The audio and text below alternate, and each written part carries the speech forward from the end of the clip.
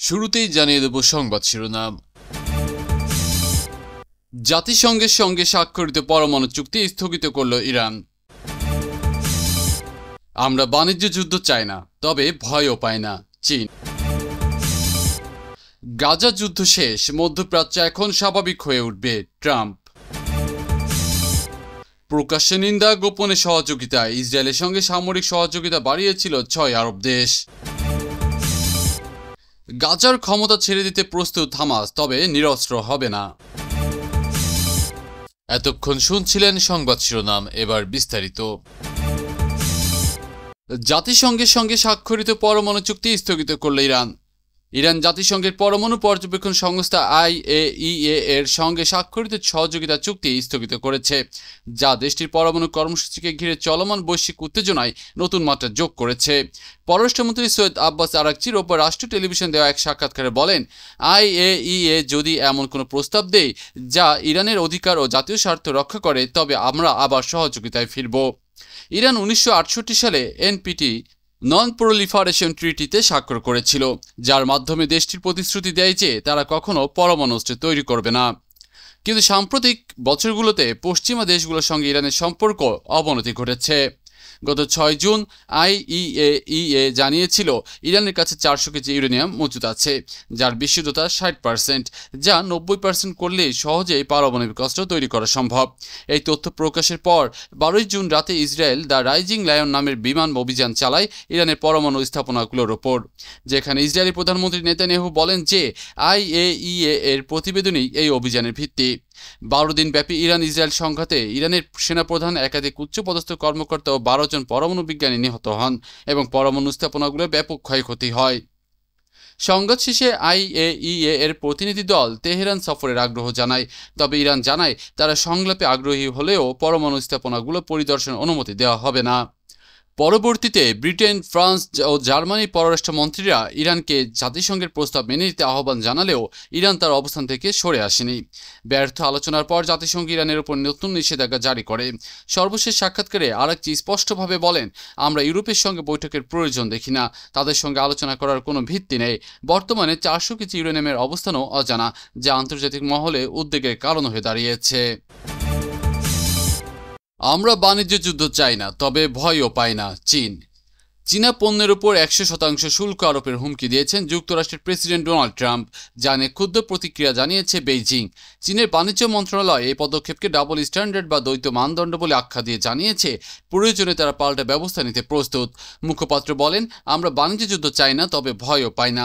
যুক্তরাষ্ট্র ভুল পথে এগোচ্ছে। ট্রাম্প সম্প্রতি অভিযোগ করেন, চীন বিরল খনিজ রপ্তানিতে সীমাবদ্ধতা আরোপ করে বিশ্ববাজার চাপ সৃষ্টি করছে এবং যুক্তরাষ্ট্রের প্রতি শত্রুভাবাপন্ন আচরণ করছে। এমনকি তিনি চীনা প্রেসিডেন্ট শি জিনপিং এর সঙ্গে নির্ধারিত বৈঠক বাতিলের ইঙ্গিত দেন। তবে পরদিন সামাজিক যোগাযোগ মাধ্যমে পোস্টে তিনি লিখেন, চীন নিয়ে চিন্তার কিছু নেই, সব ঠিক হয়ে যাবে। প্রেসিডেন্ট শি ভালো মানুষ, তিনি মন্দ চান না, আমিও না। ট্রাম্পের এই মন্তব্যের পর যুক্তরাষ্ট্রের শেয়ার বাজারে বড় ধস নামে, যেখানে S&P 500 সূচক 2.7% কমে যায়, যা গত এপ্রিলের পর সবচেয়ে বড় পতন। বেইজিং জানায়, যুক্তরাষ্ট্র জাতীয় নিরাপত্তার অজুহাতে রপ্তানি নিয়ন্ত্রণের অপব্যবহার করছে এবং চীনের ওপর বৈষম্যমূলক নীতি চাপিয়ে দিচ্ছে। মুখপাত্র আরও বলেন, শুল্কের হুমকি কোনো সমাধান নয়, বরং সম্পর্কের আরও অবনতি ঘটাবে। সম্প্রতি চীন বিরল খনিজ রপ্তানিতে নতুন নিয়ন্ত্রণ আরোপ করেছে, যেগুলো মোবাইল, সৌর প্যানেল ও উন্নত প্রযুক্তির পণ্যে অপরিহার্য উপাদান। বিশ্লেষকদের মতে, উভয় দেশের এই কঠোর বক্তব্য আসন্ন বাণিজ্য আলোচনার আগে নিজেদের অবস্থান মজবুত করার কৌশল হতে পারে। এই মাসের শেষ দিকে দক্ষিণ কোরিয়ার ট্রাম্প ও শি জিনপিংয়ের বৈঠক হওয়ার কথা, তবে বর্তমান উত্তেজনার কারণে সেই বৈঠক অনিশ্চয়তায় পড়েছে। গাজা যুদ্ধ শেষ, মধ্যপ্রাচ্য এখন স্বাভাবিক হয়ে উঠবে ট্রাম্প। মার্কিন প্রেসিডেন্ট ডোনাল্ড ট্রাম্প জানিয়েছেন, গাজা যুদ্ধ শেষ হয়েছে এবং মধ্যপ্রাচ্য এখন স্বাভাবিক হতে চলেছে। ইসরায়েল ও হামাসের মধ্যে যুদ্ধবিরতি চুক্তি কার্যকর হওয়ার পর জিম্মিদের মুক্তি পর্যবেক্ষণে ইসরায়েল যাওয়ার আগে তিনি এ কথা বলেন। ট্রাম্প জানান, যুদ্ধবিরতি স্থায়ী হবে এবং গাজার জন্য দ্রুত একটি শান্তি বোর্ড গঠন করা হবে। তিনি ইসরায়েলি প্রধানমন্ত্রী নেতানিয়াহু ও মধ্যস্থতাকারী কাতারের প্রশংসা করেন। তার ভাষায়, আমি যুদ্ধ বন্ধে ভালো, শান্তি স্থাপনেও ভালো। তিনি গাজা সফরের ইচ্ছা প্রকাশ করে বলেন, গাজায় শীঘ্রই অলৌকিক পরিবর্তন দেখা যাবে। সোমবার ইসরায়েল সফরের পর ট্রাম্প মিশরে আন্তর্জাতিক শান্তি সম্মেলনে যোগ দেবেন। উল্লেখ্য, 2023 সালের 7 অক্টোবর হামাসের হামলায় 1200 ইসরায়েলি নিহত ও 251 জন জিম্মি হয়। পাল্টা ইসরায়েলি হামলায় 67,000-এর বেশি ফিলিস্তিনি প্রাণ হারান। ট্রাম্পের মধ্যস্থায় 20 দফা শান্তি পরিকল্পনার প্রথম ধাপে উভয় পক্ষ যুদ্ধবিরতিতে সম্মত হয়। প্রকাশ্যে নিন্দা, গোপনে সহযোগিতা। ইসরায়েলের সঙ্গে সামরিক সহযোগিতা বাড়িয়েছিল 6 আরব দেশ। ফাঁস হওয়া মার্কিন নথি থেকে জানা গেছে, গাজা যুদ্ধের সময় প্রকাশ্যে ইসরায়েল নিন্দা করলেও অন্তত 6টি গুরুত্বপূর্ণ আরব দেশ গোপনে ইসরায়েলের সঙ্গে ঘনিষ্ঠ সামরিক ও গোয়েন্দা সহযোগিতা বজায় রেখেছিল। যুক্তরাষ্ট্রের সহায়তায় গঠিত আঞ্চলিক নিরাপত্তা গঠন নামের এই প্রতিরক্ষা কাঠামোতে সৌদি আরব, মিশর, জর্ডান, সংযুক্ত আরব আমিরাত, বাহরাইন ও কাতার অংশ নেয়।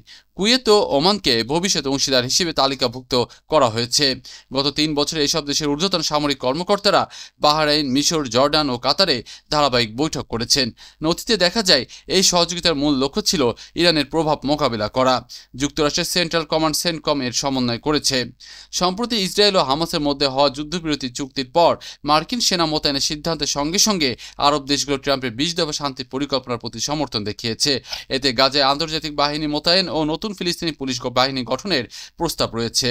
ওয়াশিংটন পোস্ট ও আইসিআইজে নথিগুলোর সত্যতা যাচাই করেছে এবং নিশ্চিত করেছে যে ইরানের হুমকি ইসরায়েল আরব নিরাপত্তা সম্পর্কে মূল চালিকা শক্তি। তবে ইসরায়েলের সংশ্লিষ্ট আরব দেশগুলো এ বিষয়ে কোনো মন্তব্য করেননি। গাজার ক্ষমতা ছেড়ে দিতে প্রস্তুত হামাস, তবে নিরস্ত্র হবে না। হামাস গাজার রাজনৈতিক নিয়ন্ত্রণ ছাড়তে সম্মত হয়েছে এবং জানিয়েছে, যুদ্ধ পরবর্তী গাজার শাসন ব্যবস্থা ফিলিস্তিনের ঐক্য সরকারের হাতে থাকবে। তবে স্বাধীন ফিলিস্তিন রাষ্ট্র প্রতিষ্ঠিত না হওয়া পর্যন্ত তারা নিরস্ত্র হবে না। হামাসের শীর্ষ কর্মকর্তা বাসেম নাইম এনবিসি নিউজকে বলেন, তারা গাজা প্রশাসন একটি বোর্ড বা কমিটির হাতে তুলে দিতে প্রস্তুত। মুখপাত্র লতিফ আরকানাও নিশ্চিত করেছেন, প্রশাসনিক কমিটি গঠনের হামাসের কোনো আপত্তি নেই। যুদ্ধবিরতি কার্যকর হওয়ার পর হামাস ঘোষণা দেয়, গাজার শাসন তাদের কাছে এখন বন্ধ অধ্যায় এবং তারা প্রশাসনিক প্রক্রিয়ায় অংশ নেবে না, যদিও ফিলিস্তিনি সমাজের অংশ হিসেবেই থাকবে। অন্যদিকে হামাস ও মিত্র সংগঠনগুলো যেমন প্যালেস্টিনিয়ান ইসলামিক জিহাদ ও Popular Front for the Liberation of Palestine জোর দিয়ে বলেছে, গাজার ভবিষ্যৎ প্রশাসন হবে সম্পূর্ণ ফিলিস্তিনিদের অভ্যন্তরীণ বিষয়। যৌথ বিবৃতিতে তারা যুদ্ধবিরতি ফিলিস্তিনিদের দৃঢ়তার প্রশংসা করে দাবি করেছে, গাজায় ব্যাপক বাস্তুচ্যুতির পরিকল্পনা ব্যর্থ হয়েছে।